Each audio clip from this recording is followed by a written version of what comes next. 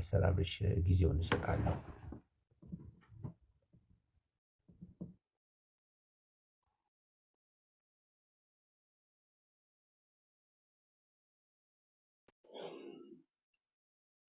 የጌታ ጸጋና ሰላም ለሁላችሁ ይሁን። መጋቢ መርገቡ እንዴት አለ? ሰላም ነው ሆይ? እንኳን ጌታ ረዳ። በዚህ ፕላትፎርም ላይ በጣም ወጥ በሆነ የጸሎት ጊዜ ማለዳ በማሳለፍ እንደገና ደግሞ እግዚአብሔርን ለማመስገን ስለበቃችሁ በጣም ደስ ብሎኛል። ከኔ በፊት ያገለገላችሁ አይ ቲንክ ዳኒ ሊዘምር ሲል ነው ጆይን ያደረኳችሁ። ከእንደገና እህቴ ወይንሸትም እግዚአብሔር ይባርካችሁ። በጣም ደስ የሚል ዝማሬ ነው የሰማነው። እግዚአብሔርን እጅግ አድርጌ አመሰግናለሁ። የጸጋ አምላክ ራሱ እግዚአብሔር አግዞን ረድቶን አንድ ነገር በራሱ ማስቀጠል ቀላል አይደለም። ያውም ደግሞ ሶሻል ሚዲያ ላይ ብዙ ሰው ይመጣል፣ ብዙ ሰው ይሄዳል። ካሉት ጋር እስከ መጨረሻ ዘልቆ መሄድ ከእግዚአብሔር ጸጋ ይጠይቃል እና አይ ቲንክ ትላንትም የሆነ ሰዓት ላይ ብቅ ብዬ አይቼ ነበር።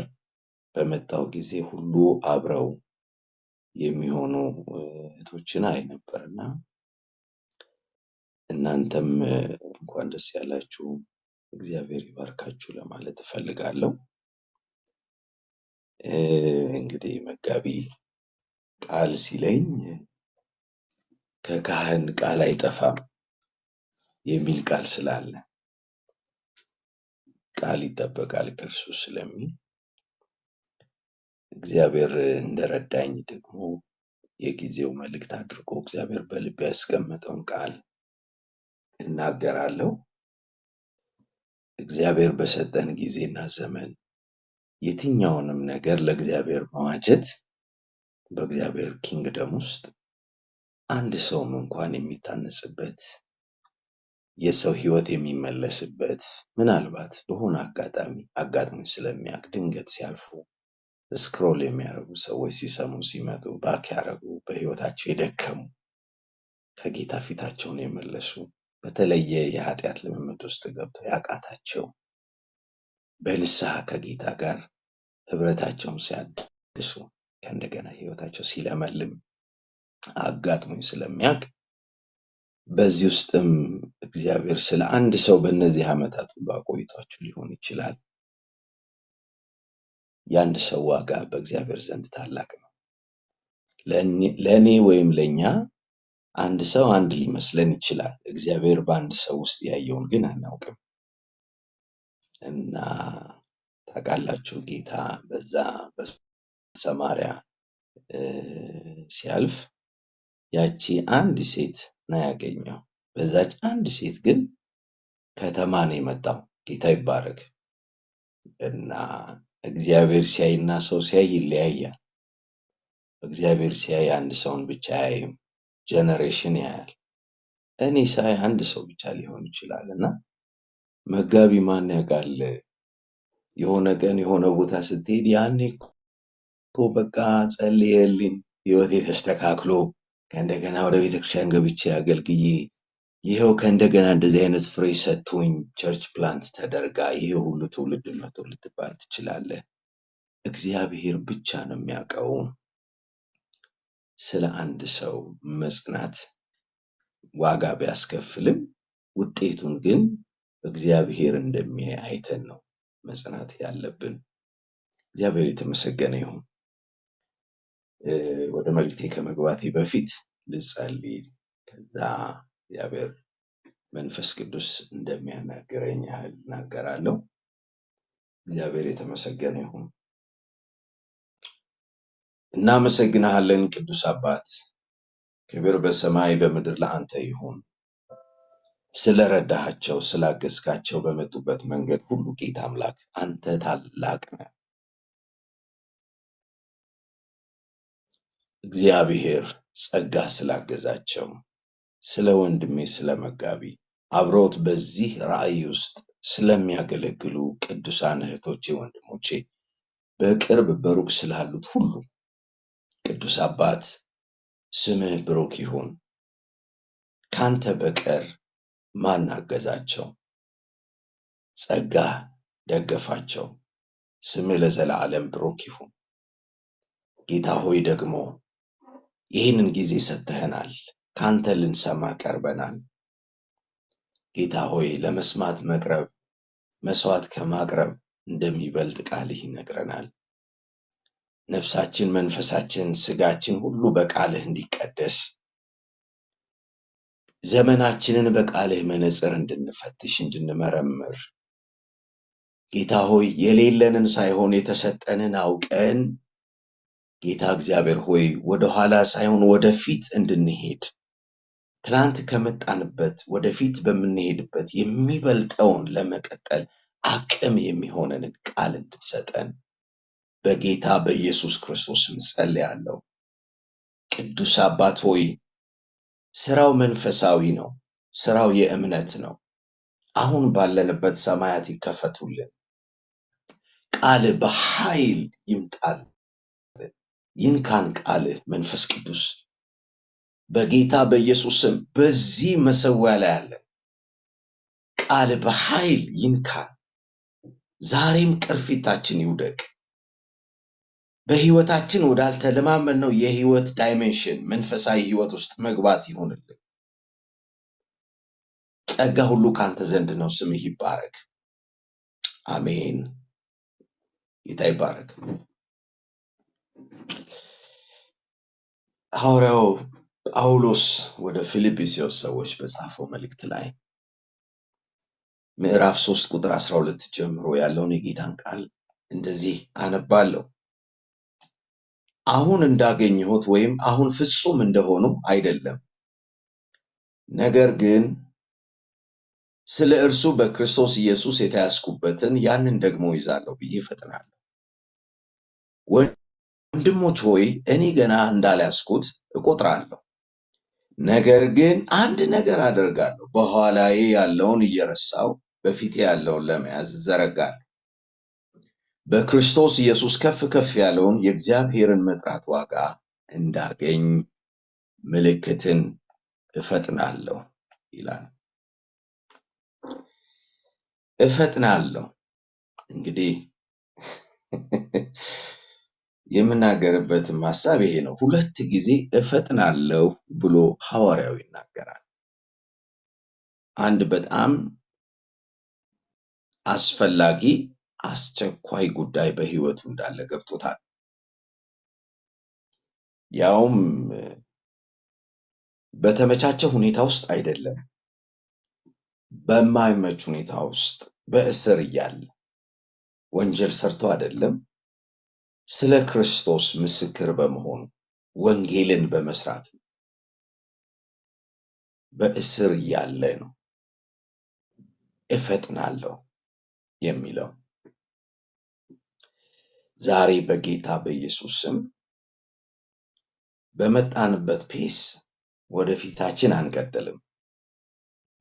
እግዚአብሔር ያስቸኩለናል። ጊዜው አጭር ነው። ምንም አይነት ችግርና ስትራግል ይኑር፣ እግዚአብሔር ወዳየልን ጋር ግን ፈጥነን እንደርሳለን። እስር የማይዘው ህይወት ተሰጥቶናል። መከራ የማያስቆመው ህይወት ነው የተቀበልነው። ወንጌል በየትኛውም ሁኔታ ውስጥ በድል እንድንሄድ የሚያደርገን የትንሣኤ ኃይል ቅዱሱ መንፈስ ከኛ ጋር አለ። መፍጠን ያስፈልገናል። በመንፈሳዊው ነገርና በሌላው ነገር መካከል ልዩነት በጠፋበት ጊዜ ላይ፣ ቀጭን መስመር ባለችበት ጊዜ ላይ መፍጠን ያስፈልገናል። ብዙ ሰው በደረሰው ነገር በእጁ ባለው አሁን ባለው ነገር በረካበት ጊዜ ላይ፣ በቃኝ ባለበት ጊዜ ላይ ወይም አቅም አጥቶ በደከመበት ጊዜ ወደፊት ለማለት መፍጠን ያስፈልገናል። አልጨረስንም፣ ጀመርን እንጂ። ክርስትና ታውቃላችሁ እንደ ረጅም ሩጫ ምሳሌ ነው የተመሰለው። አጭር ሩጫ አይደለም። የሆነ ወቅት ሮጠን ጨርሰን ወደ ሆነ የህይወት መስመር ደግሞ የምንገባበት አይደለም። ላይፍ ሎንግ ነው። ወይ ጌታ እስኪመጣ ወይ እኛ ወደ ጌታ እስክንሄድ ሐዋርያው ጳውሎስ ራሱ እንዳለው ሩጫውን ጨርሻለሁ እንዳለ ማለት ነው። ጌታ የሰጠንን የቤት ስራ ሳንጨርስ መጨንገፍ በህይወታችን አይሆንም። ሞት አይሆንም፣ ድካም አይሆንም። ትላንት አንድ ቦታ ላይ ስለ ድካም እናገር ነበር። አይኑ ፈዘዘ አያይም ነበር የሚል ቃል ነበርና እግዚአብሔር ያለን ቦታ ሳንደርስ ድካም አይገዛም፣ በህይወታችን ላይ አይወርሰንም። መፍጠን ነው የሚሆነው። እንግዲህ ወደ መልእክቴ ልግባ። ሐዋርያው ጳውሎስ በብዙ መንገድ ለህይወታችንና ለአገልግሎታችን ምሳሌ የሚሆን ሰው ነው። ጌታ በወንጌል ምን አይነቱን ሰው ከምን ህይወት እንደሚጠራና እርሱ በቃሉና በመንፈሱ የለወጠውን ሰው ህይወት ደግሞ እንዴት ባለ ክብርና ኃይል እንደሚሰራበት ሐዋርያውን ማየት በቂ ነው። ደጋግሞ ሐዋርያው የሚናገረው ነገር አለው። በቀድሞ ህይወቱ እጅግ በጣም የበዛ ኮንሰርቫቲቭ እንደነበር፣ ለነበረበት ሃይማኖት የሚቀና ወግ አጥባቂ፣ እንደ ህጉና እንደ ስርዓቱ ደግሞ የሚኖር ቤተ ክርስቲያንን የሚያሳድድ የነበረ ሰው፣ እሱ ካለበት ውጪ ጥልቅ ጥላቻ የነበረው አሳዳጅ የነበረ፣ ጌታ ደግሞ በደማስቆ መንገድ ላይ እንዴት ኢንካውንተር እንዳደረገው፣ እንዴት እንደተገናኙ፣ እንዴት እንደነካው፣ ቅርፊቱ እንዴት እንደወደቀለት፣ እንዴት ለጌታ ጉልበቱ እንደተንበረከከ፣ እንደተሸነፈ የጳውሎስ ተርኒንግ ህይወት ደማስቆ ነው። ታውቃላችሁ እግዚአብሔር የሚሰራባቸው ሰዎች እንዲሁ የመጡ አይደለም። በሆነ ክስተት ድንገቴ አይደሉም። እግዚአብሔር የተገናኛቸውና የለወጣቸው ሰዎች ናቸው። ጌታ ይባረክ።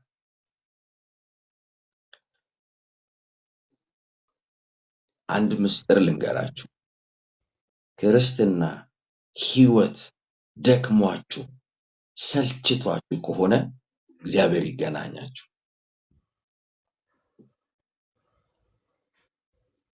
እግዚአብሔር የተገናኘው ሰው እስከ መጨረሻ የሚሄድበትን መነካት ኃይል ይሆንለታል። እግዚአብሔር ይባረክ። እግዚአብሔር ይገናኛል።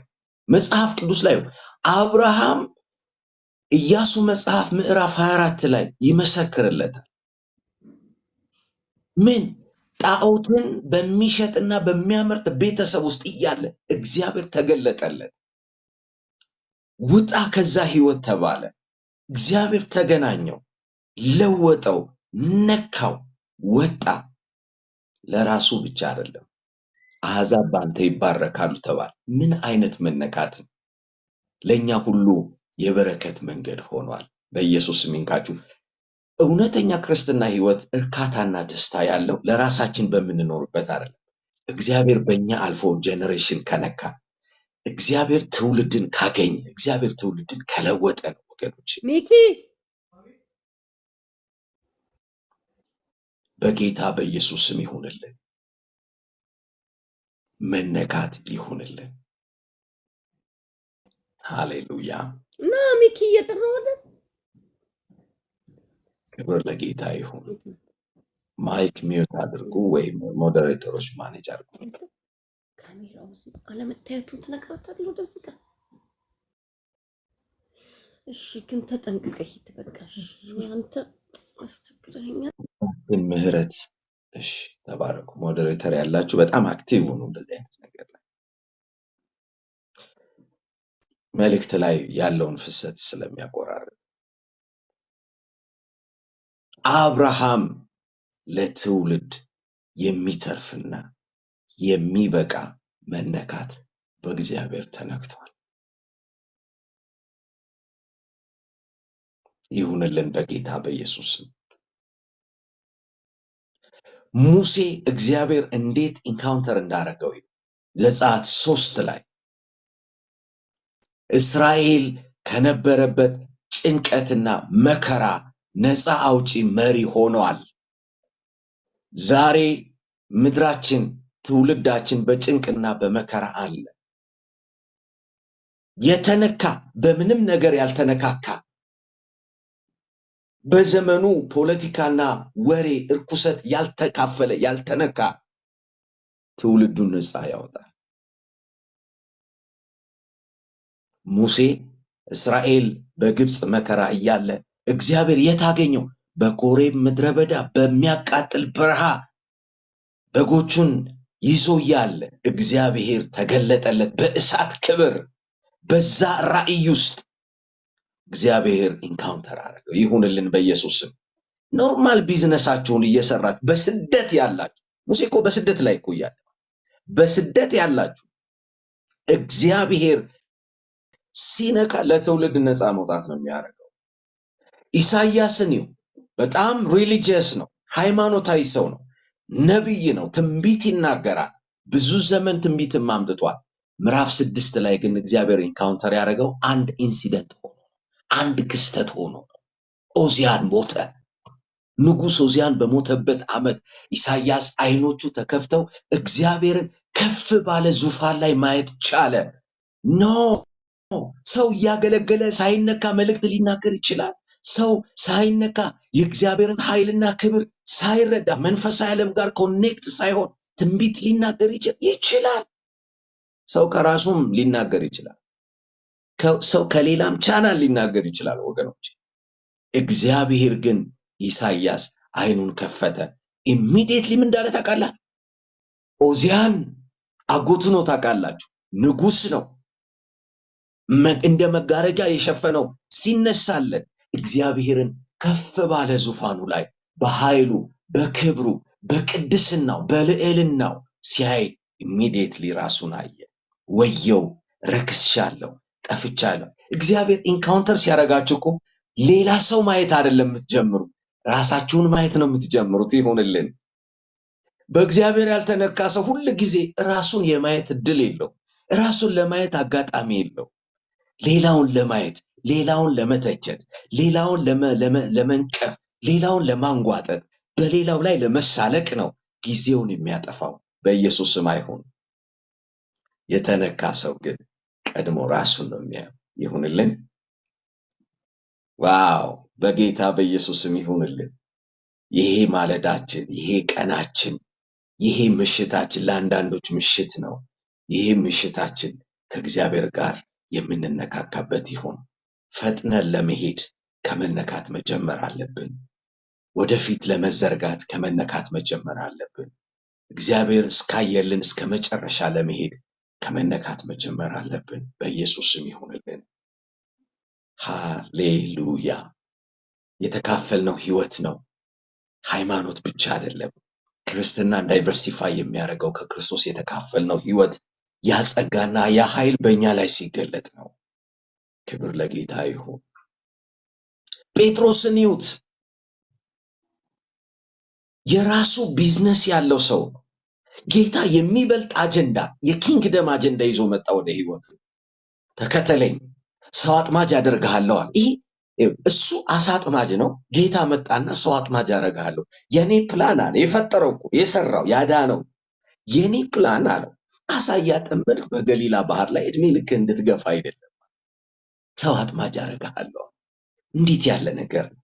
ግን ገና መንፈሳዊ ህይወቱ ስላልተከፈተ፣ መንፈሳዊ ነው ስላልተከፈተ፣ መንፈሳዊ መረዳት የመረዳት ባለጠግነት ላይ ስላልመጣ አልገባውም ነበር።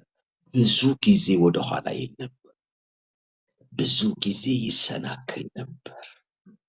ጌታ እኮ የጠራውን አይለቀውም፣ እስከ መጨረሻ ይዘዋል። ጴጥሮስ አንድ ቀን እንደ ልማዱ ሰው አጥማጅ አደርግሃለሁ ተብሎ የጌታ አጀንዳ የኪንግደም ፕሮግራም ተከፍቶለት እያለ ያንን ትቶ የሚበልጠውን ትቶ አሳ ለማጥመድ በአሳ ጥሩ ቢዝነስ ለመክፈት ሌሊቱን ሙሉ ሲደክም አድሮ ሉቃስ 5 ላይ ባዶ ኔት ባዶ መረብ ይዞ ያለ ጌታ መጣ። ፕሊስ ጴጥሮስ ታንኳህን ትሰጠኝ አለና ስለ እግዚአብሔር ኪንግደም ጌታ አስተማረ። ከዛ እንደዚህ አለ፣ ጴጥሮስ፣ ያዕቆብ፣ ዮሐንስ ኑ መረባቸውን ወደ ጥልቅ ጣሉ። ጌታ ሆይ ሌሊቱን ደከመን አንዳች አላገኘንም፣ ግን አንተ ካልክ እንደ ቃልህ አደርጋለሁ። ጌታ እንዳለው ወደ ጥልቅ ጣለ። አይገርምም? መረቡ እስኪቀደድ ታንኳዋ እስክትሰጥም ድረስ አሳዎች ወደ መረቡ። አሳ በሚገኝበት ሰዓት ያልመጣ በረከት አሳ በማይገኝበት ጊዜ በመለኮት ፈቃድና አዋጅ ወደ መርከቡ መጣለት ያ በረከት። ግን ይሄ አጋጣሚ ጌታ ኢየሱስ ጴጥሮስን ትልቅ የአሳ ቢዝነስማን ማድረግ አይደለም፣ እየባረከ የሚፈልገውን እየሰጠ ኢንካውንተር ሊያረገው ሊነካው ለራሱ ለዘላለም ፈቃዱና ለመንግስቱ ስራ ሊለውጠው የከፈተው መንገድ ነው። ታውቃላችሁ ሉቃስ 5:11 ላይ ታንኳ በአሳ ሙሉ ተሞልቶ እያለ ጴጥሮስ አንድ ነገር ግን አለ፣ ጌታ ሆይ እኔ ኃጢአተኛ ነኝ አለ። የሚፈልገው ፖይንት ላይ ጌታ መጣው። እየባረከ አንዳንዱን ከእጁ እየወሰደ ኢንካውንተር ያደርገዋል፣ አንዳንዱን ደግሞ የሚፈልገውን እየሰጠ ወደሚፈልገው ፈቃዱ ጌታ ያመጣዋል። ወገኖች እኛ ሁላችን እኮ በተለያየ መንገድ ነው ጌታ ይነካል። ይሁንልን። ጴጥሮስ የተነካው አሳ ሲፈልግ በባዶነት ውስጥ እያለ አሳ እየተሰጠው ነው የተለወጠው። ይባረክ። ወደ ጳውሎስ ልምጣ። ደማስቆ የለውጥ ስፍራው ነው። እቺ ምድረ በዳ ጳውሎስ ጌታ በኃይልና በክብር የነካው ጳውሎስ የቀድሞ ስሙ ኬፋ የነበረው ሳውል የነበረው ጌታ ሲለውጠው ጳውሎስ የተባለው ምን አደርግ ዘንድ ትወዳለህ ብሎ ልቡ ተሸነፈ ለጌታ። ለምንም ነገር መንበርከክ የማይወደው ሰው ምን አደርግ ዘንድ ትወዳለህ? የምታደርገውን ሐናንያ ይነግርሃል። ሂድ፣ ወደዚህ ከተማ ግባ አለ። እግዚአብሔር የተመሰገነ ይሁን። ያ ሰው ከዛች ቀን ጀምሮ እስከ ሕይወቱ ፍጻሜ ድረስ ስለ ወንጌል ዋጋ ከፈለ። ብዙዎች በሱ አገልግሎት ወደ እግዚአብሔር መንግስት መጡ። በአሕዛብ ምድር ቤተክርስቲያን ተተከለች። የእግዚአብሔር ኪንግደም ሰፋ። አረ ከኖሩ አይቀር ይሁንልን። ለራሳችን ከምንሮጥበት የህይወት አዙሪት ለእግዚአብሔር ወደ መኖር ህይወት ለመምጣት መለወጥ ይሁንልን። አትቀኑ፣ አትናፍቁ። አሁን ያላችሁበት ነገር ተስማምቷችኋል? አልሰለቻችሁም? አልደከማችሁም? አላታከታችሁም? አላስጠላችሁም? ወገኖቼ እንደዚህ አሁን ያልኩት ነገር ካለ ሪሊ እግዚአብሔር ይፈልጋችኋል። ሌላ ምዕራፍ አላችሁ። ሌላ የህይወት ምዕራፍ አለ። ጌታ በእናንተ የሚሰራበት፣ እናንተን የሚነካበት፣ እናንተን የሚፈልግበት። ይሄ ሰው በአዲስ ኪዳን ውስጥ 14 መልእክቶችን ቤተክርስቲያን እንዴት ባለ ስርዓት መቀጠል እንዳለባት ጌታ ምን አይነት መገለጥ ሰጠው? ምን አይነት ሰው ነው? መልእክትን አስተላለፈልን። የሐዋርያው ጳውሎስ መልእክቶች እኮ ብናነባቸው ጥልቅ ቴዎሎጂ ናቸው። ከአዲስ ኪዳን መጽሐፍት ላይ የሐዋርያው ጳውሎስ መልእክት ቢወጣ ወገኖች ቤተክርስቲያን የሚለው ነገር ሊገባን አይችልም። የቸርች ዶክትሪን፣ ባይብል ዶክትሪን የምንለው ሁሉ ልንረዳው አንችልም። ጥልቅ ስነ መለኮት እኮ ነው ያስተላለፈ። ምን አይነት ሰው ነው እግዚአብሔር በደማስቆ በብርሃን ክብር የተገናኘውና የለወጠው ሰው? ይሁንልን። እስከ ሶስተኛ ሰማይ ድረስ ተነጥቆ መገለጥ አይቶ ሰው ሊናገረው የማይችለውንና የማይደፍረውን ነገር አይቶ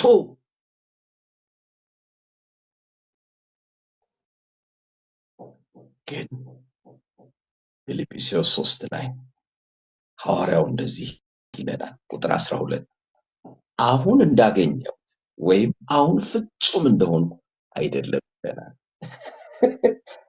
ይህ ሁሉ ኃይል፣ ጸጋ፣ መልእክት፣ የሰዎች መዳን፣ ተአምራት፣ መገለጥ፣ መንፈሳዊ ዓለም ኢንካውንተር ማድረግ፣ መነጠቅ ምን ብዬ ልንገራችሁ? ይህ ሁሉ ነገር አይቶ ገና ነኝ ይላል። ሃሌሉያ! ገና ነኝ፣ ገና አልጨረስኩም፣ ፍጹም አይደለሁም፣ ፐርፌክሽን ላይ አልደረስኩም ይላል። ምን አይነት ጄኒውነስ የሆነ ህይወት ነው ወገኖቼ! ብዙዎች ምናልባት ለ5 ደቂቃ ጌታ መንፈሳዊ ዓለም ላሳያቸው ነገር 500 ገጽ መጽሐፍ ይጽፋሉ። እኔ እኮ ቀላል ሰው አይደለሁም፣ ጌታ ሰማይ ወስዶኝ ይሄንን አይቻለሁ ብለው የሆነ ነገር ይፈጥራሉ። ነው ምናልባት ይሄ አይመጥነኝም፣ ይሄ ይመጥነኛል ማለት ውስጥ ይገባሉ። እዛ አልሄድም፣ እዚህ ይሄዳለሁ ብለው መምረጥ ይጀምራሉ። ደረጃ ለራሳቸው መመደብ ይጀምራሉ። ጳውሎስ ያንን ሁሉ ኃይልና ክብር አይቶ ጌታ ነክቶ ተለውጦ ገና ነኝ። እውነቱን ልንገራችሁ፣ ምናልባት ከሐዋርያው ጳውሎስ በላይ አይተንም እንኳን ቢሆን ገና ነኝ። መንፈሳዊ ዓለም አውቀን የምንጨርሰው ትምህርት ቤት አይደለም። የሆነ ሳይንስ አይደለም። ካልኩለስ አይደለም። የሆነ ትምህርት ውስጥ ገብተን የሆነ ሳይንስ ወይም ፊዚክስ አጥንተን የምንጨርሰው አይደለም። መንፈሳዊ ዓለም በየቀኑ ኢንካውንተር ብንደረግ፣ በየቀኑ መንፈሳዊ ዓለም የሚመጣልን መገለጥ፣ መንፈሳዊ መረዳት፣ ጥበብ፣ ትንቢት ምንም ነገር ቢኖር አውቀን አንጨርሰውም። ጥጉ ላይ አንደርስበትም ወገኖቼ። አንዱና ትልቁ በክርስትና ህይወት ውስጥ ድካምን፣ ውድቀትን ወደ ህይወታችን ከሚያመጣ ነገር ምን እንደሆነ ታውቃላችሁ? የሆነ ነገር ሲሆንልን በቃ ሁሉን አውቀን እንደጨረስን የተሰማን ሰዓት ስታክ ያደርጋል ህይወታችን። ኖ ኖ ኖ ኖ ኖ። በጣም ብዙ ሰዎች ፌል አድርገዋል። ልንገራችሁ፣ ስም ያላቸው የምትሏቸው፣ ሪቫን ያሰራችሁላቸው፣ እውቅናችሁን የቸራችኋቸው መንፈሳዊ ዓለም ላይ ዛሬ አይደለም ብዙ ወራት ብዙ ዓመት አልፏቸዋል። የሆነ ቦታ ላይ ቆሙ ከቀሩ እግዚአብሔር መንፈሳዊ ዓይናችንን ይክፈተው፣ መረዳት ማወቅ እንድንችል። ሰዎች አንፋይን ስላሉ ደህና ናቸው ማለት አይደለም። ሰዎች ስቲል መድረኩ ላይ ስላሉ ደህና ናቸው ማለት አይደለም።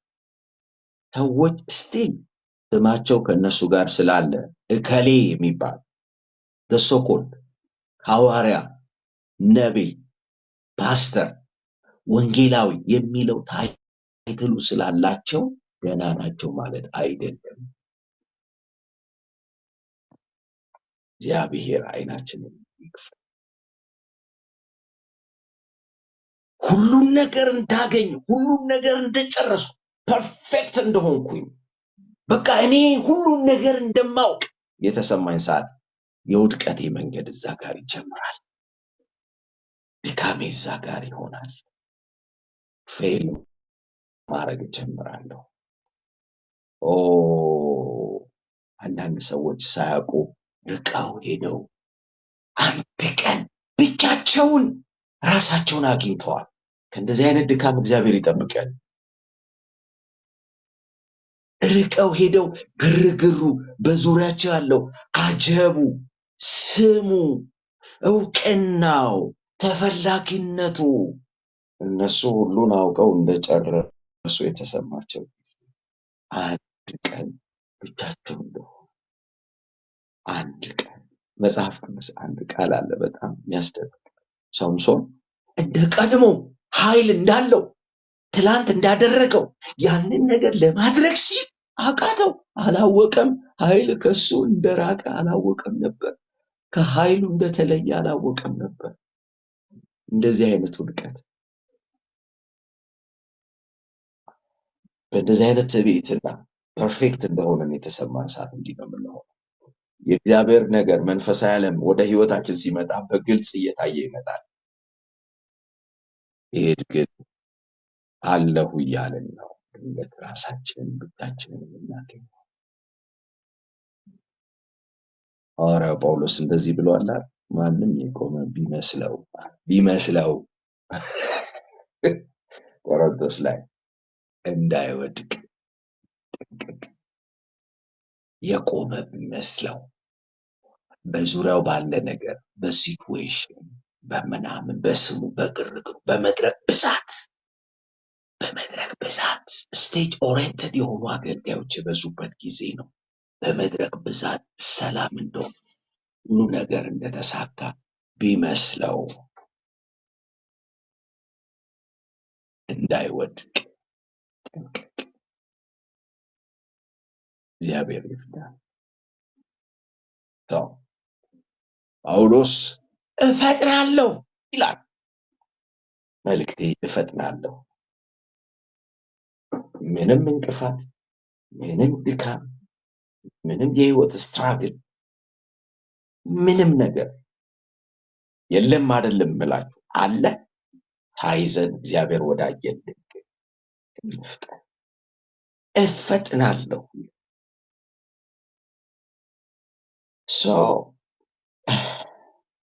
ጳውሎስ እፈጥናለሁ ያለው ለምን እንደሆነ ይገባችኋል። ቁጥር 12 ላይ እንደዚህ ይላል፣ ስለ እርሱ በክርስቶስ ኢየሱስ የተያዝኩበትን ያንን ደግሞ ይይዛለሁ፣ እፈጥናለሁ። ጳውሎስ ለምንድን ነው እፈጥናለሁ ብትለው፣ በክርስቶስ ኢየሱስ የተያዝኩበት አለኝ ይላል። that's why እፈጥናለሁ። ለምን ትለኛለህ? በክርስቶስ የተያዝኩበት አለኝ። ዋው! ይህንኑ ሐሳብ ከታችም ይደግመዋል። የእግዚአብሔርን መጥራት ዋጋ እንዳገኝ ምልክትን እፈጥናለሁ። ከላይ በክርስቶስ ስለመያዝ ይናገራል። ከታች እግዚአብሔር ደግሞ ለሽልማት ስለጠራው ሽልማትን ለማግኘት እንደሚፈጥን ይናገራል። ሁለት ነገር ነው እንዲፈጥን ምክንያቶቹ። ይህንን ያዙ። የመጀመሪያው ሁለት ነገር፣ አንደኛ በክርስቶስ የተያዝኩበት የሚለው ወንጌል ነው። በክርስቶስ የተያዝኩበት የሚለው ጉዳይ ሐዋርያው ጳውሎስ ወንጌል ነው። በክርስቶስ የዳንበት ወንጌል እኛ በዚህ ዓለም ለመኖር ዓላማም ምክንያትም ሆኖ የተያዝንበት ነው። ወንጌል ለፓስተር አይደለም። ወንጌል ለሐዋርያው አይደለም። ወንጌል ለከሌ አይደለም። ዛሬ ሰዎች ወንጌልን ለሆነ ግሩፕ ስም ላለው ሰጥተዋል። that's why እነሱ በቃ አልተያዙም፣ ነፃ ናቸው። በራሳቸው ቢዝነስ በራሳቸው የህይወት ሁኔታ ውስጥ ብቻ ነው፣ በዛ ሰርክል ውስጥ ብቻ ነው መኖር የሚፈልጉት። ኖ ወንጌል ያልነካው፣ ወንጌል ያለወጠው፣ በወንጌል ዘላለማዊ ህይወትን ያልተካፈለ፣ ከጨለማ ወደ ብርሃን ያልመጣ ሰው የለም። እኔና እናንተ ወንጌሉ የኃይል ደርሶን ከሆነ መዳን ለኛ ሆኖልን ከሆነ በወንጌል የተያዝን፣ በክርስቶስ የተያዝንበት አንዱ ነገር ወንጌል። ወገኖቼ ዛሬ በኢየሱስ ስም ሌላ ቢዝነስ የላችሁ። እኔ ልንገራችሁ፣ ኃይል ዲማንድ የሚያረጋችሁ ህይወት ወንጌልና ወንጌል። ምንም አይነት ፕሮፌሽን ይኑራችሁ፣ የትም ዓለም ኑሩ፣ ምንም አይነት ስራ ውስጥ ስሩ፣ ያ ለወንጌል ከምትኖሩበት ዓላማ በታች የሆነ የህይወታችሁ መንገድ እንጂ በላይ የሆነ ዋና አይደለም። ዛሬ የፕራዮሪቲ ቅደም ተከተል በኢየሱስም በህይወታችሁ ይስተካከል። አሜን። አንዳንድ ሰው ቤት መስራት፣ ማግባት፣ መውለድ፣ መኪና መግዛት፣ ሌላ ሀገር መሄድ፣ በጣም ፌመስ መሆን ምናምን ነው አጀንዳቸው፣ ግባቸው፣ ህይወታቸው የተያዙበት። ብዙ ገንዘብ አካውንታቸው ውስጥ መሰብሰብ የተያዙበት። ከፍ ያለ የህይወት ዓላማችሁ የሚጠይቃችሁ ዋና ነገር ወንጌል ነው። በጌታ በኢየሱስም በዚህ እውነት ነፍሳችሁ ትያዝ። ሃሌሉያ። መንፈስ ቅዱስ አመሰግናለሁ፣ አመሰግናለሁ። መንፈስ ቅዱስ ይሁንልን። ዳሷ ይፈጥናለሁ የሚለው ሰውየው እኮ ድንኳን ይሰራል፣ ይሰፋል። ድንኳን እየሰፋ ኑሮውን ሜንቴን እያደረገ ግን እንዲፈጥን የሚያደርገው ወደፊት እንዲሄድ የሚያደርገው ወንጌል የሚባል ነገር አለ በህይወት። ሃሌሉያ። እየነገዳችሁ በጽድቅ ነግዱ፣ ለእግዚአብሔር ኪንግደም ገንዘባችሁ ይመንዘር። ግን እናንተ የምትኖሩለት ከፍ ያለ ዓላማ የተያዛችሁበት በክርስቶስ አላችሁ። ወንጌል ይባላል። የትም ዓለም ኑሩ፣ ይመቻችሁ፣ ይላችሁ። ግን እናንተ ለመኖራችሁ ምክንያት የሆናችሁ ዓላማ የሚሆንላችሁ አንድ ከፍ ያለ ህይወት አለ። በክርስቶስ የተያዛችሁበት ወንጌል ነው። ይሄ ሲገባችሁ ምንም ነገር እንቅፋት አይሆንባችሁም። ምንም ነገር አያደክማችሁ። በጌታ በኢየሱስም ወደፊት ነው። እግዚአብሔር ይባረክ። ቀጥሎ ሐዋርያው አሁንም እፈጥናለሁ ሲል ሌላ ምክንያት ደግሞ አለ። ምን ብያለሁ? የእግዚአብሔርን መጥራት ዋጋ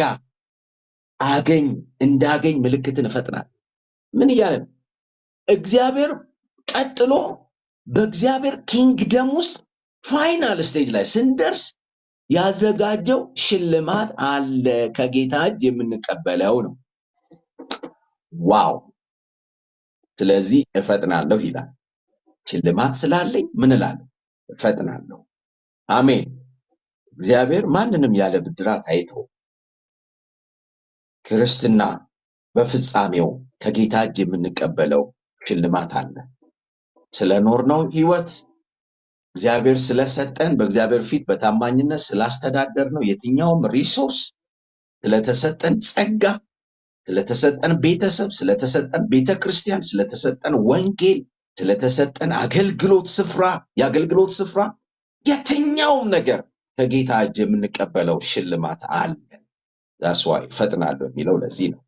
ሁልጊዜ ሽልማት ወይም ሪዋርድ ወደፊት እንድንፈጥን አቅም፣ ጉልበት ይሆነናል። ታውቃላችሁ፣ ስራ ቦታ ላይ እንኳን ማበረታቻ ሽልማት እንዳለ ስንነግር ሰራተኞች በትጋትና በኃይል ዴዲኬትድ ሆነው እንደሚሰሩ ማለት ነው።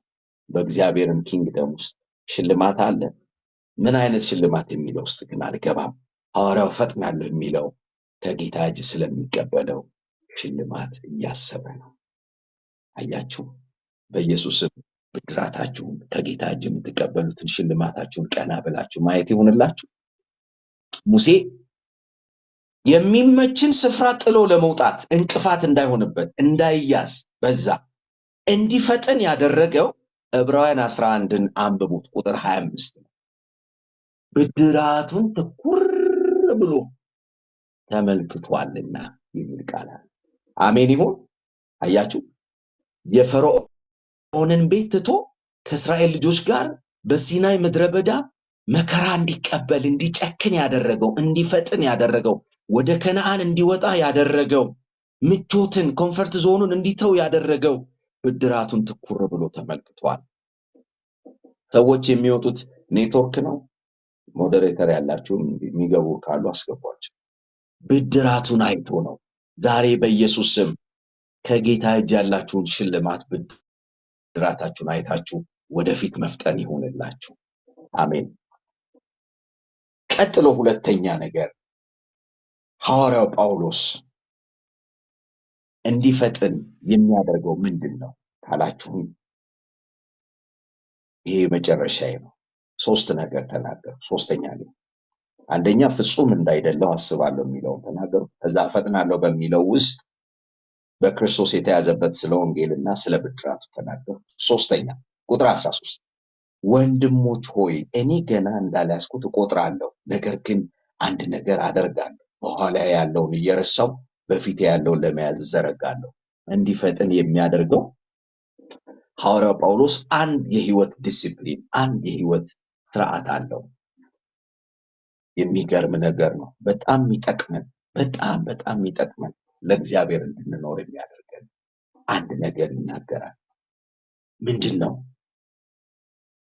በፊቴ ያለውን ለመያዝ በኋላ ያለውን እረሳለሁ ይላል። አንድ ነገር አደርጋለሁ ብሎ ታውቃላችሁ። ለእግዚአብሔር ብቻ ተለቀን ለመሮጥ አንድ ነገር የማድረግ ኮንሲስተንሲ የሆነ የህይወት ዲሲፕሊን ይጠይቃል። ጌታ ኢየሱስም እኮ ሉቃስ 10 ላይ ነው ለነ ማርታና ማርያም ይሄንን ብሏል። ማርያም መልካም ዕድል መርጣለች፣ ማርታ በብዙ ነገር ትታወቂያለች። የሚያስፈልገው አንድ ነገር ነው፣ እሱንም መልካም አድርጋለች ማርያም፣ ከሷ አይወሰድም ብሎ ተናግሯል። አንድ ነገር ጌታ ያለ አንድ ነገር ነው የሚያስፈልገው። ምን እንደው ለማገልገል ተፍ ማለት አይደለም። እኔ ለማስደሰት የሆነ ነገር ለመፍጠር መድከም አይደለም። ከኔ ለመስማት ሁል ጊዜ የመቅረብ ህይወት ነው አለ ጌታ። ታውቃላችሁ፣ አንድ ነገር የማድረግ የህይወት ዲሲፕሊን ከሌለ የመጀመሪያ የምናጣው ነገር በድነታችን ውስጥ የመጀመሪያ በረከታችን ማረፍና መደሰት የሚለውን ነገር ነው የምናጣው።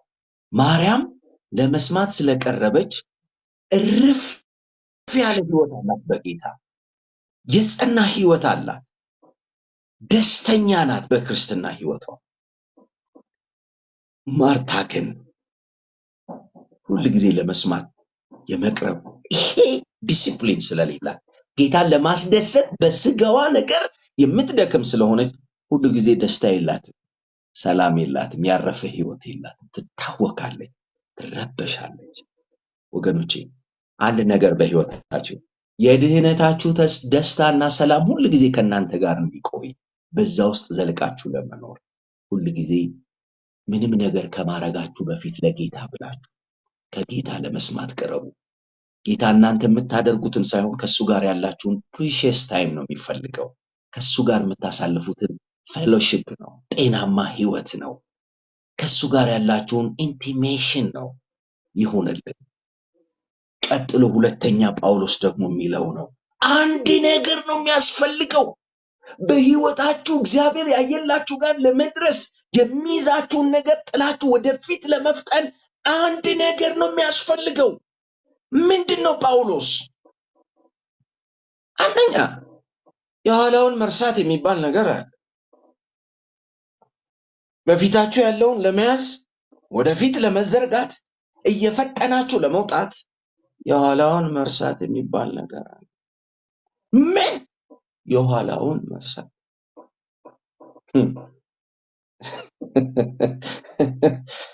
የኋላውን መርሳት። ያለ መርሳት ችግር እኮ ነው ብዙ ሰውን ያሰረው እንዳይሄድ ወደፊት።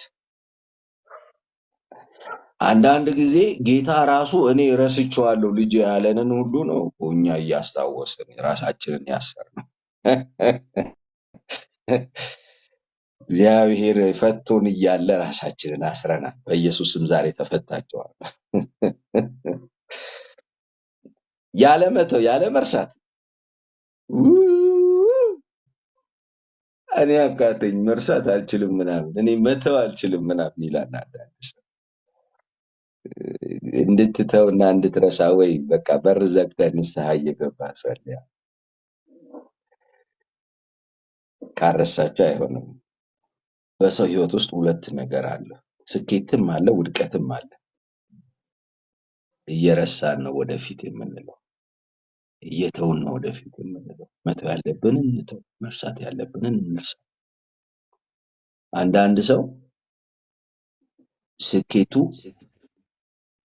መተው ስላልቻለ በትላንት እርካታ ወደፊት መሄድ አቅቶት ዛሬ ላይ ስታግናንት ህይወት ነው የሚኖረው፣ ቆሞ የቀረ ህይወት። ወደኋላ ያለ የተጣበቀ የተቸነከረ ህይወት። እንደዚህ አይነት ሰው ምልክት ልንገራችሁ፣ መጥቶ ሲሰብካችሁ ጅንካ ሄጄ አጋንንት አስወጥቼ ደምቢዶሎ ሄጄ ከቃርዛ ተነስቶ ጅማ ሄጄ አይነ ውር በርቶ ምናምን ይላችሁና ዛሬ ላይ የለም። ስታግናንት ህይወት ፕሮሞሽን ብቻ ነው እየሰራበት ያለው እንጂ በትላንት ላይ ረክቶ ቆሞ ያ ኃይልና ጸጋ የለም ከሱ ጋር። ሁል ጊዜ ታሪክ ነው የሚናገረው፣ ገድል ነው የሚናገረው፣ ራሱን ፕሮሞት ማድረጊያ ነው የሚጠቀምበት። ካረሳን ወደፊት እንዴት ማለት እንችላለን? እግዚአብሔር ይመስገን ትላንትና ለታሪክ ይቀመጥ፣ ከጌታ ምድራት አለው። ግን እግዚአብሔር ያየልን ጋር ለመድረስ ወደፊት መዘርጋት የምንችለው መውጣት መፍጠን የምንችለው ወደፊት መተውና መርሳት ያለብንን ነው። ሰው ስኬቱን ብቻ አይደለም መተው የማይችለው መርሳት የማይችለው ሰው በደሉንም ጉዳቱንም ውድቀቱንም መተው ያቅተዋል። ስንት ሰው አላችሁ የበደሏችሁን መርሳት አቅቷችሁ መተው አቅቷችሁ ችግር ውስጥ ያላችሁ? ሁሉ ጊዜ ነገሩ ሲነሳ ዛሬ እንደተጎዳችሁ አድርጋችሁ የምትሰከሰቁ ፓስተር እሷን ይቅር ከምል ጌታ ሲኦል ግባ ካለኝ ልግባ እንጂ አልተውም ብለው ነክሰው እንደ መርዛም ጉንዳን ነክሰው የሚይዙ ባካችሁ። እንደ ኢትዮጵያ ካላንደር ከሄድን አሁን የዚህ የ2018 ዓመቱ መጨረሻ ላይ ነው። ይሄ ጊዜ አይለፍብን፣ ክሎዥር እንስራ። መተው ያለብንን ለመተው ቀብረን ወደፊት ማለት መፈታት አለብን። መፍታትም አለብን፣ መፈታትም አለብን። ያ ካልሆነ መፍጠን አንችልም። እንዳንፈጥን ተብትቦ የያዘን የሚታይ ገመድ የለም። አእምሯችንና ልባችን ላይ ግን ተብትቦ አስሮን መንፈሳዊ ህይወታችንን ያደከመና የጣልን ብዙ ነገር ነው ያለው። በጌታ በኢየሱስ መፈታት ይሁንልን። ዳስዋይ ጳውሎስ አንድ ነገር አደርጋለሁ፣ ይሄ የህይወት ዲስፕሊን አለ። ያለፈውን የኋላዬ እየተውኩ እየረሳው በፊቴ ያለውን ደግሞ ለመያዝ እዘረጋለሁ። መተው ብቻ አይደለም ወደፊትም መዘርጋት። አሁን መዘርጋት ይችላል። ትቷላ፣ ረስቷላ። አሁን ወደፊት ለመፍጠን መዘርጋት ይችላል። ወደፊት የሚዘረጋው ምንድን ነው ካላችሁኝ አንድ ነገር ብቻ ነው። ሐዋርያው ጳውሎስ ወደፊት ሲዘረጋ የሚያየው ነገር ከተው ነገር ጋር እያነጻጸረ ጌታ እሱን ለራሱ ያደረገበትን ክርስቶስን በመምሰል ህይወት ውስጥ ያለውን የህይወት ግብ እና በእግዚአብሔር ኪንግደም ውስጥ ያለውን አገልግሎቱን እያሰበ ነው ወደፊት የሚዘረጋው። ደግሜ ልናገር፣ ሁለት ነገር ነው። እግዚአብሔር በክርስቶስ ጳውሎስን ለራሱ ያደረገበትን ያን ክርስቶስን የመምሰል ህይወት ነው። ጳውሎስ ሚስተር እከሌን መምሰል ፓስተር እከሌን መምሰል የሚባል ግብ የለውም። ባይ ዘ ዌይ የሆነ ሰውን ለመምሰል ሁል ጊዜ የሚያስቡ ሰዎች መንፈሳዊ ኢንፋንትስ ናቸው። እኔ አንድ ነገር የተማርኩት ልንገራችሁ። ድሮ ምኖርበት አካባቢ አንድ በጣም የሚወደኝ ሕፃን ልጅ ነበርና ሁል ጊዜ ሳድግ አብርሃምን ነው የምሆነው ይል ነበር። አሁን አድጎ ትልቅ ቦታ ላይ ደርሷል። ከዛ አንድ ቀን ተገናኘ። እንዴት ነው አድገሃል?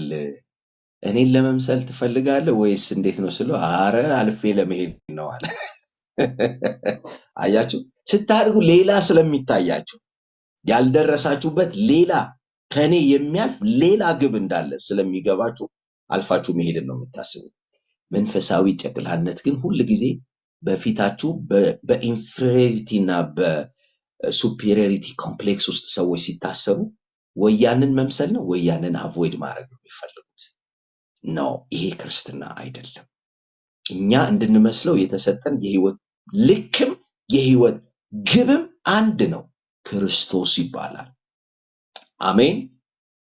ደግሜ እላለሁ፣ እኛ እንድንመስለው የተሰጠን የህይወት ስታንዳርድ ልካችንም የህይወት ግባችንም አንድ ነው፣ ክርስቶስ ይባላል።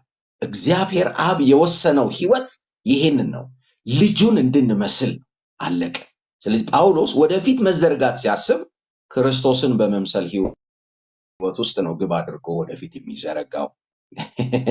የሆነች ቸርች መሬት ተሰጥቷል፣ እኔም ይሰጠኛል። የሆነ ቸርች ህንፃ ሰርቷል፣ እኔም እሰራለሁ። የሆነ ቸርች ቻናል ከፍቷል፣ እኔም እከፍታለሁ። የሆነትን ፕሮፌት ትናገር ሄዷል፣ እኔም እሄዳለሁ በሚል አይደለም። ዛሬ ሰዎች እንደዚህ ፉክክር ውስጥ ናቸው። ኖ ኖ ኖ ኖ ኖ ኖ ኖ ኖ ኖ በኢየሱስም ይሄ እርግማን ነው፣ ከኛ ይራቅ። ይሄ ተራ ያደረገን ነገር ወደፊት መዘርጋትን ስናስብ የመጀመሪያው እግዚአብሔር የሰጠን ህይወት የህይወታችን ልክም የህይወታችን ግብ ክርስቶስ ነው። ክርስቶስን ወደ መምሰል እንዘርጋ። ሃሌሉያ። ሁለተኛ በእግዚአብሔር ኪንግደም ውስጥ የተሰጠን ጸጋ አገልግሎት የኛ ነው። ፓስተር መርከቡ የተሰጠው ፓስተር መርከቡ፣ እኔ የተሰጠኝ አይደለም። እኔ የተሰጠኝ እህቴ ወይንሸት የተሰጣት አይደለም።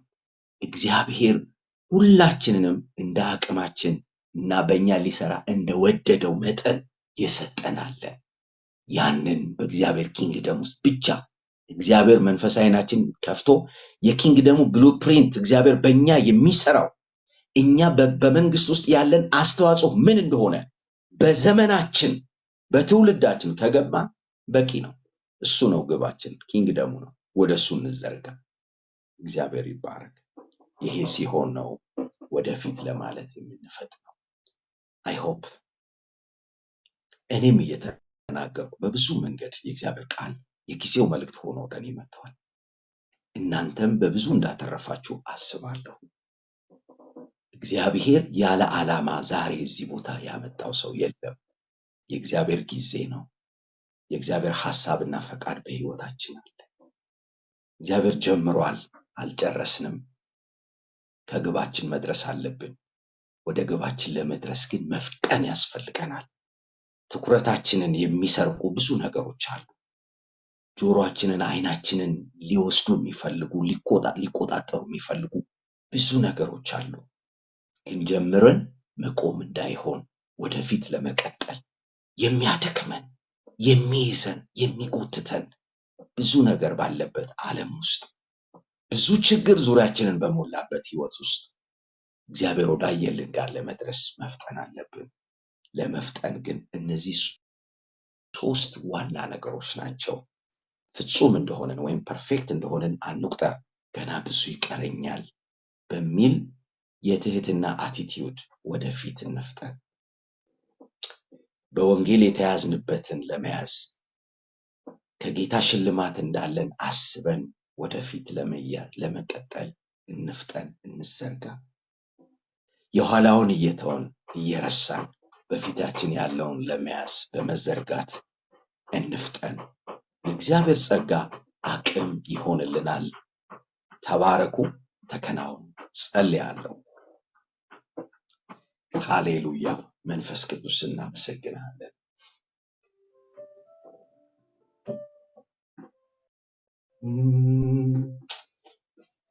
ኢራባሻንዶር ጆሎቮኒ ማጋራባ ጋባሬ ቤዲያናሞስ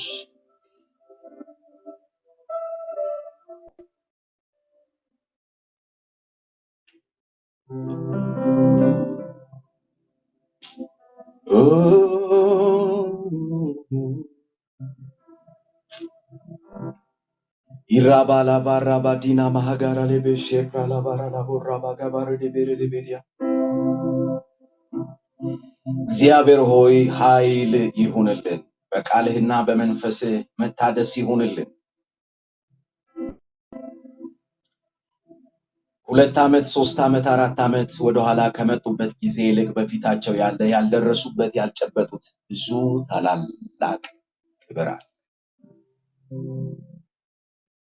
በጌታ በኢየሱስ ምንም ነገር እንዳይዛቸው፣ ጆሮ የጠየቃቸው የሰሙት እንዳያስቆማቸው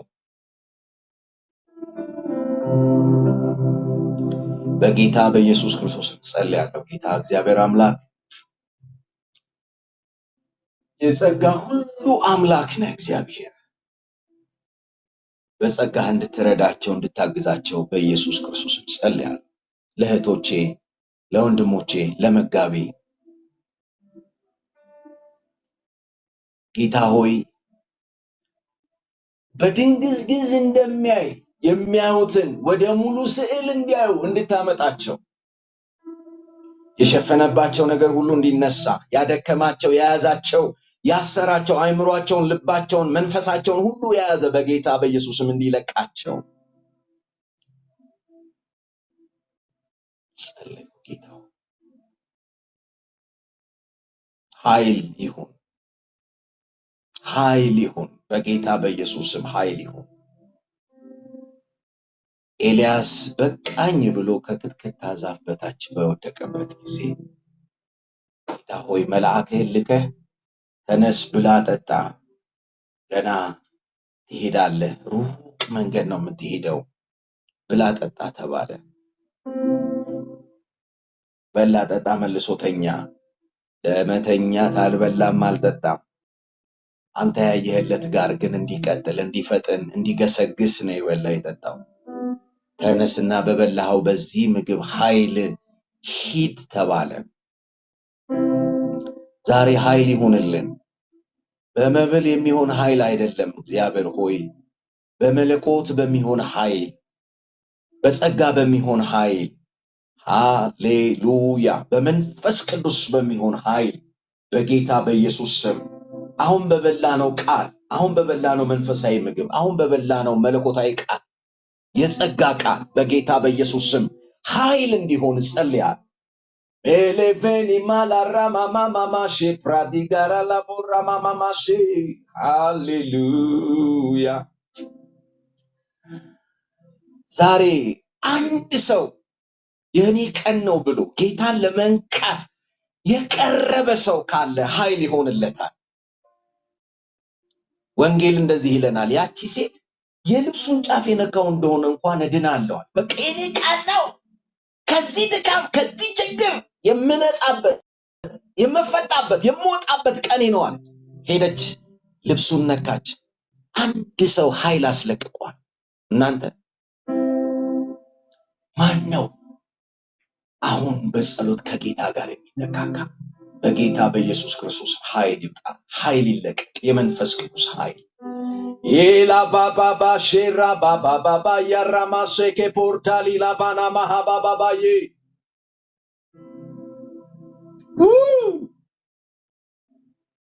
ይለቀቅ። ጌታ ሆይ የታከታት ነፍስ፣ የደከመች ነፍስ፣ አቃተኝ ያለች ነፍስ፣ ይቅርታ ማድረግ ያቃታት ነፍስ አሁን ኃይል ይንካ። በጌታ በኢየሱስ መለቀቅ ይሁን።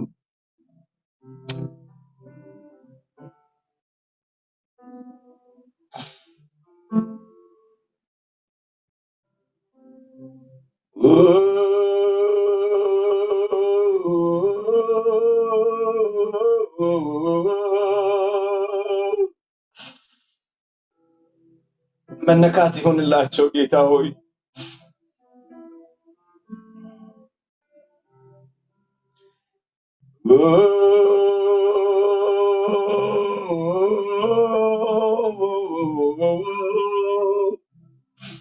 ሀግ ማድረግ የሚችሉበትን፣ ማቀፍ የሚችሉበትን፣ የጎዳቸው በምህረት መተው የሚችሉበትን ዛሬ በጌታ በኢየሱስም በዚህ ማለዳ ይፈቱ። ከጸሎት መሰዊያ የራቁትን መጸለይ መንበርከክ ያቃታቸው ከእንደገና እግዚአብሔር ሆይ እንዲበረከኩ፣ ፊትህን እንዲፈልጉ፣ ቃልህን ነፍሳቸውን እንዲመግቡ፣ የቃል ብርሃን እንዲመጣላቸው በጌታ በኢየሱስ ክርስቶስ እንጸልያለን። መንፈሳዊ ነገር ያቀለለባቸው በኢየሱስም ዛሬ ይወጋ። ከመናፍስቱ ዓለም የሚላክ የትኛውም ፍላጻ በኢየሱስ ስም የፈረሰ ይሁን።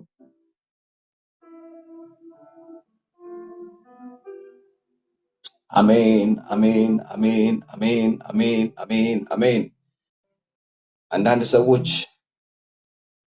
መንበርከክ ሲያስቡ፣ ጌታን ሲያስቡ ከፍተኛ ራስ ምታት የሚያማቸው፣ አእምሯቸውን ጥር አድርጎ የሚይዛቸው አሁን ነፃ እየወጡ ነው እንደዛ አይነት ሰዎች። አሜን። የእግዚአብሔር መንፈስ ይናገረኛል። አሜን፣ አሜን። መንፈስ ቅዱስ ጸሎት የሰለቻቸው፣ አቅም ያጡ፣ ከጸሎት ስፍራ የራቁ ዛሬ ኃይል ሆነላቸው፣ መታደስ ሆነላቸው።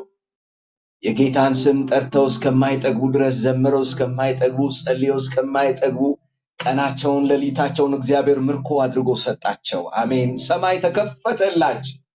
ሃሌሉያ ቤራባባባባ ሼራ ማጋዲላ ራሞያ አሜን። መንፈስ ቅዱስ እናመሰግናለን። ክብር ላንተ ይሁን።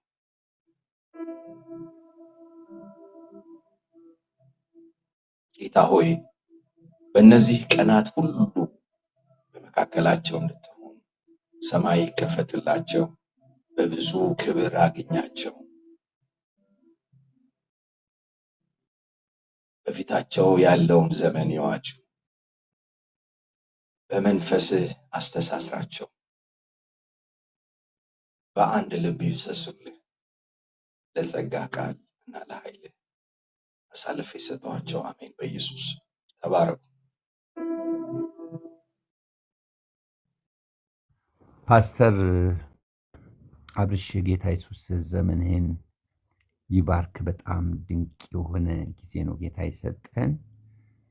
ስታስተላልፍ የነበረው መልእክት እኛም ብቻ አይደለም አንተ እንኳን እየተነካ እየተሰማ ነበር ስታካፍለን የነበረውና እግዚአብሔር ዘመንህን ይባርክ።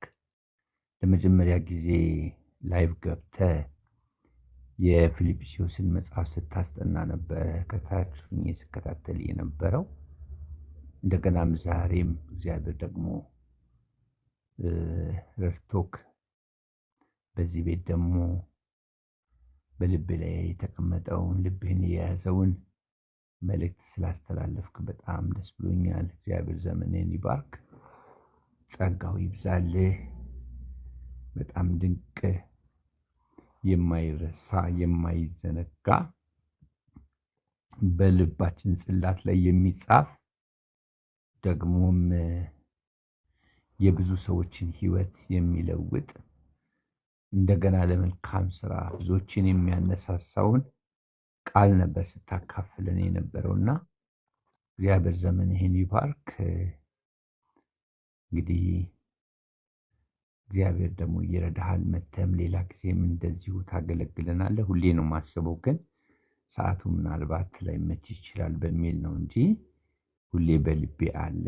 እግዚአብሔር በረዳ ጊዜ በወርም በሁለት ወርም አንዳንዴ መልእክት ብታካፍለን በአንተ ውስጥ በጣም የከበረ እንቁ ጸጋ ነው ያለው እና ጌታን እጅግ አድርጌ አመሰግናለሁ። ለብዙዎቻችን እግዚአብሔር ተናግሮናል። በጣም ድንቅ የሆነ ሐዋርያቶች የጻፉት ለቤተ ክርስቲያን መመሪያ እንዲሆን ከጻፉት መልእክቶች መካከል የሚሰብክ አስተማሪ፣ የሚያስተምር አስተማሪ ህይወቱ የተለወጠና ሌላውንም ደግሞ የሚለውጥ ነው። ዛሬ መልእክቶች ላይ ትኩረት አድርጎ የሚያስተምር የሚሰብክ ሰው የለም። በጣም ከባባድ ቻሌንጅ የሚያደርጉም ስለሆኑ ማለት ነውና ስፔሻሊ ከአገልግሎት ጋር ከቀሪው የህይወት ዘመን ሩጫ ጋር ልንኖርለት ከዳንለት ዓላማ ጋር በተያያዘ እግዚአብሔር ድንቅ መልእክት ነው ያስተላለፈው እና ይሄ ትምህርት ለሌሎችም ሰዎች ሼር በማድረግ ሰዎች እንዲከታተሉ እርዷቸው። በደንብ ተረጋግቼ ያሰማው የምትሉ ሰዎች ደግሞ በኋላ ላይ ዩቲዩብ ላይ ይጫናል። ትናንትና እህታችን ሄርመን ስታስተላልፍ የነበረውን ለአንድ ሰዓት ያህል ምናምን ያስተላለፈችው መልእክት ቀን ላይ ቁጭ ብዬ እየሰማሁት ነበረ ድጋሚ ማለት ነው እና እንደዚህ የእግዚአብሔርን ቃል ስንሰማ የእግዚአብሔር ቃል ጀስት የሚሰማ ብቻ ሳይሆን ለሚሰሙት ደግሞ ጸጋን የሚሰጥ ቃል ነውና ደጋግማችሁ እየሰማችሁ ለሌሎች ሰዎች ሼር እንድታደርጉ በጌታ ፍቅር አበረታታችኋለሁ። እንደዚህ አይነት መልእክት ከስንት አንዴ ነው የሚገኘው። ሁሉ አገልጋይ ዘንድ አይገኝም። ሁል ጊዜ ብትፈልጉት አታገኙም እና እንደዚህ አጋጣሚ ስታገኙ ደግሞ በደንብ እንድትሰሙ በጌታ ፍቅር አበረታታችኋለሁ። ፓስተር በድጋሚ ጌታ ኢየሱስ ይባርክ። በጣም ነው የምወድህ፣ በጣም ነው የማከብርህ። በዚህ ፕላትፎርም ላይ ብዙዎችን በማቅናት በፍጹም ትህትና ሰው በብዙ ነቀፋ ተሽቀንጥሮ ከሚወረወርበት ፕላትፎርም ላይ እንደዚህ ዝግ ብለህ ምቹ አጋጣሚ እየጠበቅ በሚመች ቤት እያገለገልክ ወዳጅነትን ከሌሎች ጋር ፈጥረህ ደግሞ እያገለገልክ ነው ያለውና እግዚአብሔር ዘመንን ይባርክ። በጣም ነው የምንወድህ። ትምህርቱን እፈጥናለሁ በሚል ርዕስ ነው እንግዲህ ይጭናለው። መርከቧ አየለ ብላችሁ ዩቲዩብ ላይ ሰርች አድርጋችሁ ሰብስክራይብ አድርጉ። ቲክቶክ ባዮ ላይም ደግሞ አለ ሊንክ። ከተወሰነ ደቂቃ በኋላ ዳውንሎድ አድርጌ አስተካክዬ እጭናለሁ። ሌላው ኮንፈረንሳችን እንግዲህ እስከ ነሐሴ 29 ይቀጥላል። እንደዚሁ በጣም የእግዚአብሔር መልእክት ያላቸው አገልጋዮች ተጋብዘዋል። መታችሁ ተካፈሉ። ቤቱን የማታውቁ ፎሎ አድርጉ። ከሌሊቱ 10 ሰዓት እስከ ጠዋቱ 2 ሰዓት ድረስ በግል በቤተሰብ በቤተ ክርስቲያን በምድራችን በዓለም አቀፍ ደረጃ ባሉ ወቅታዊ ርዕሰ ጉዳዮች የምንጸልይበት ጊዜ ነው የሚኖረን። ግን ኮንፈረንሱ ምክንያት በማድረግ እንጸልያለን፣ ዝማሬ እንሰማለን፣ ምስክርነት እንሰማለን፣ የእግዚአብሔርን ቃል እንሰማለን። ልዩ ልዩ ፕሮግራሞችን ነው የምናደርገው።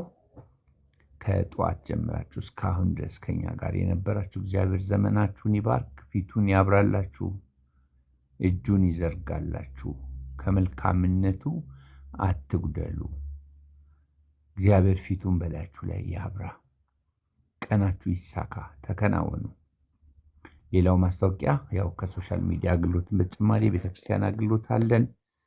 የእግዚአብሔርን ቤት ስራ በንጽህና እግዚአብሔርን በመፍራት እያገለገልን ነው። ከእግዚአብሔር ቤት ስራ ጎን መቆም የምትፈልጉ የቤተክርስቲያኒቱ አካውንት ነምበር ባዮ ላይ አለ። የእግዚአብሔርን ቤት ስራ አብረን እንስራ። ሁላችሁንም በጣም ነው የምወዳችሁ። ገስት ላይ ገኒ፣ ፍሬ ህይወት፣ ምህረት፣ ወይን፣ ሄሉ፣ ዮዲት ዛሬ ስለመጣሽ በጣም ደስ ብሎኛል። ከታች ሆናችሁ የምትከታተሉ ሁላችሁንም እግዚአብሔር ይባርካችሁ።